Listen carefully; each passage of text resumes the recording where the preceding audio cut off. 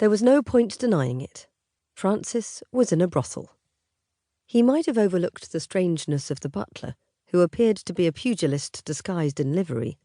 He might even have dismissed the two ladies eyeing him boldly as he was led past them into an empty room. But it had been the artwork hanging on the walls of said room which left no shadow of doubt in his mind. Paintings of uncomfortable sexual positions and orgies were proudly and crudely displayed on the wall. He tried to look at the paintings objectively, as though he couldn't give two figs about the scenes they depicted, but they bothered him. This was where she lived. The woman he'd been obsessing over for the last month was a courtesan. The door opened and closed behind him. He turned to stare at the object of his fantasies and barely stopped his jaw from dropping. She was wearing a pale blue dress cut so low it was indecent. The material of the gown was practically see-through.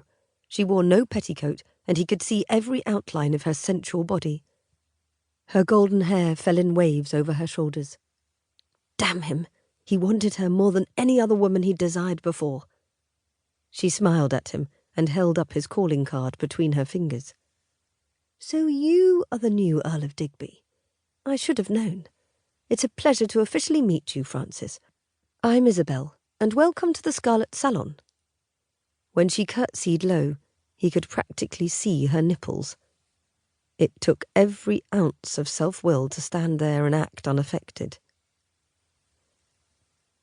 When Mary had brought up a calling card with the title of Earl of Digby sprawled elegantly across it, Isabelle had a sneaking suspicion that he was the mystery man she'd met at Bindon Abbey.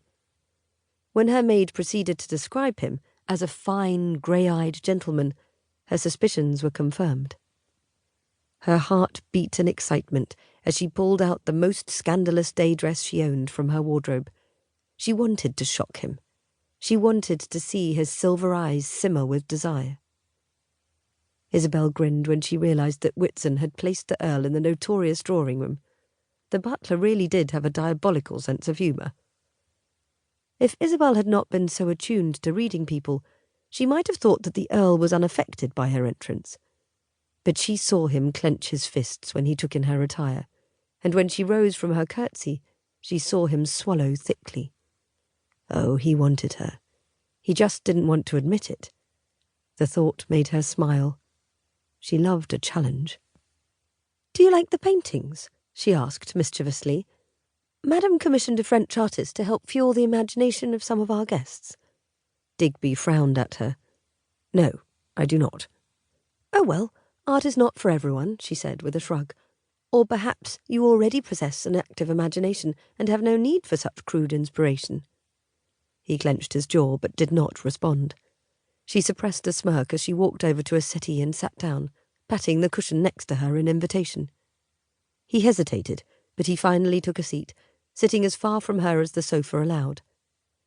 This time Isabelle did grin, twirling a blonde lock as she studied him openly.